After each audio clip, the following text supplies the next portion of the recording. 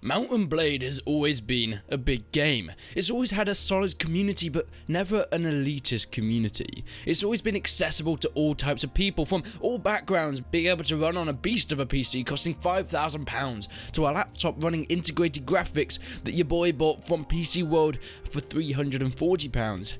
Yes, that is how I started this YouTube channel. But with all this, it's built up a community of potato PC players, meaning that there is a worry out there about the sequel. Mount & Blade 2 Bannerlord seems to not only be ramping up graphically, but mechanically, and from a lot of the screen tests we have seen, performance-wise as well.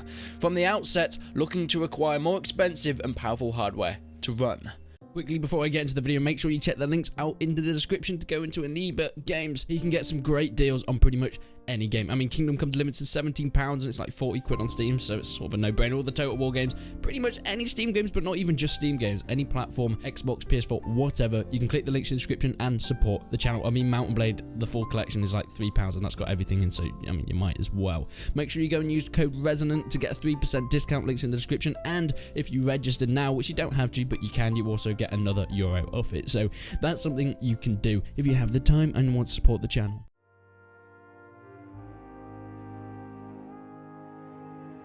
So let's have a look at the Steam store page, and the PC requirements are as follows. Processor, its minimum recommendations is an i3-2100 or an AMD FX 6300. It needs 4GB of RAM, an Intel HD 4600, and a NVIDIA GT 730 and AMD R7240. 40GB of available space, which anyone that's downloaded the beta needs. It's actually nearing that point already with just the beta. So this is everything that they have stated it needing. Now I might quickly add that in terms of memory, 4GB might be pushing it. Any game these days probably needs around 8GB of memory to really run, and someone asked me on stream last night, will it run on 4GB? And whilst it may run, possibly, you're not going to have a great experience with only 4GB of RAM.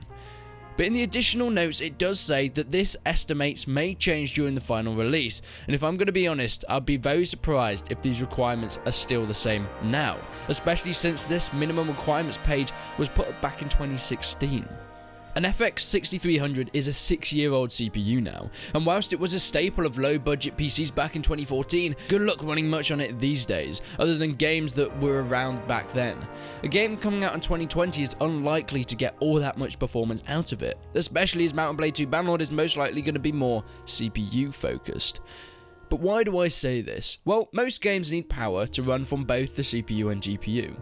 While better optimized games can use both in fair amounts or maybe one a little bit more, sometimes games tend to prefer the power of one or the other. Something like Battlefield is very focused on GPU power. It has flashy graphics, textures and gorgeous lighting, and it needs that extra bit of dedicated graphics power to help it run at high FPS values. But Mount & Blade has never been about the graphics. Even in Bannerlord, it is a great and a big upgrade in graphics from Warband, but the amount of calculations your PC will have to handle at the same time, with hundreds of troops, AI, physics, destructible terrain, and the lot, are all running simultaneously in Mount & Blade 2 Bannerlord. This means it's going to be a big CPU job depending on your settings. Looking at the graphics, integrated graphics chips in your CPU may be possible running on it depending on how okay you are with a compromise for running it compared to really how it looks, because I very much doubt integrated graphics could get much further than low graphics settings all round.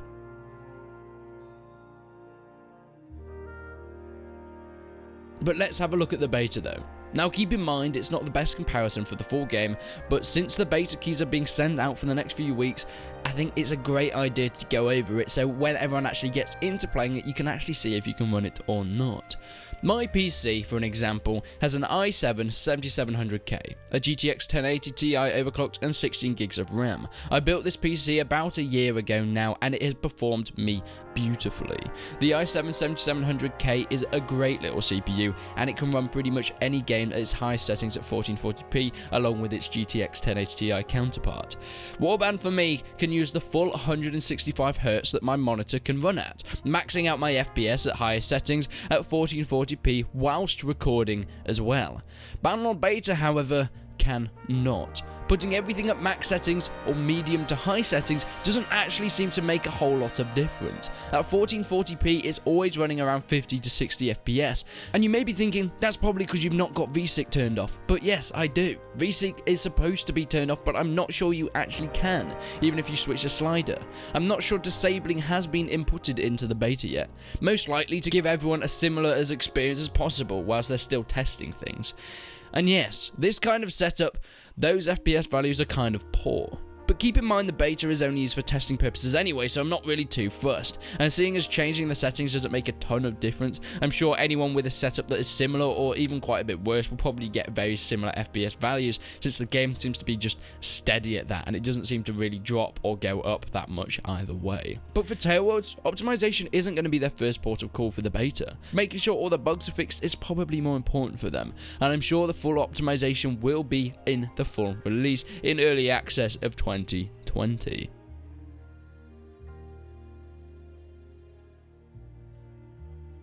Remember though, once we get into the single player, the amount of customization to help running your game is vast. So even if you have a very low tier PC, you'll still probably get something out of it. There are sliders for everything: graphics, resolution, even the amount of men on the battlefield at one time. In my battlefield size comparison video, I mentioned that yeah, if you have a beast PC, running 1,000 troops on the battlefield at once may be possible. But even on a cheaper laptop or lower end PC, just turning the troops down to 150, maybe 200, you're still getting more troops than you would in Warbound's battle sizes, and still just be getting a great experience, with your men being released in reinforcement waves rather than all at the same time at the start of the battle. But multiplayer is a different beast though. With the options to change graphics being still there, of course, the amount of people on screen isn't going to be editable, since it's multiplayer and they're not just bots that can disappear, they're real people that will all be playing on the server at the same time. And yes, you can change things like blood splatters and ragdolls, dead corpses on the battlefield to help get that extra bit of FPS. It worries me a little how Tailworlds are going to balance this. On one side, people want loads of people on the battlefield. They want 500 troops in a server at once. But if they do that, is it going to make the game less accessible to people on lower end PCs? Since of course, if they have 500 people that they let into a server, someone with a lower end PC can't adjust this. So they're going to have to stick with 500 people on the server since they're real players. So is this going to limit how many people Tailworlds are going to let into a server? Is it going to actually be less than what we first expected compared to the single player, since it's going to have to run on many different types of PC?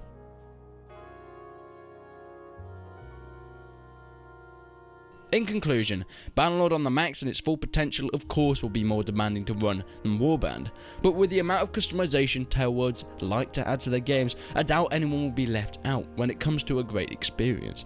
Ideally, anywhere from a newer i3 or Ryzen CPU will be great. i5 and upwards will do God's work in this game if you tune your settings to fit. But even lower, older i5s or i3s, maybe even a push that AMD FX 6300 are still likely to run the game, if not at a bit lower resolution and settings, but it might be a compromise you might have to take if you have that lower end PC. Graphics card wise, integrated graphics, as I said, are probably going to be able to run the game at its lowest settings. The 500 series from AMD and Pascal cards from Nvidia will be great as you might expect, and anything up from that will destroy the game and give you the best visual experience Bannerlord can offer. But what are your PC specs? Leave them down in the comments and maybe we can give each other advice on the best way to get around some of the settings if you have a lower end rig, or even advise some small upgrades people can get to make all the difference when it comes to the release, so everyone can experience the game to the best of its abilities. But that's where I'm going to leave this video today. It's going to be a great game that's probably going to be accessible to much more people and much more PCs than most other games coming out at this time. I do think Tailworlds are great for priding themselves on making games that, yes, they're not the pushing of the limits when it comes to graphically, but they do make games that everyone can enjoy. There's no one really that has experienced Warband better than someone else. It's always just different.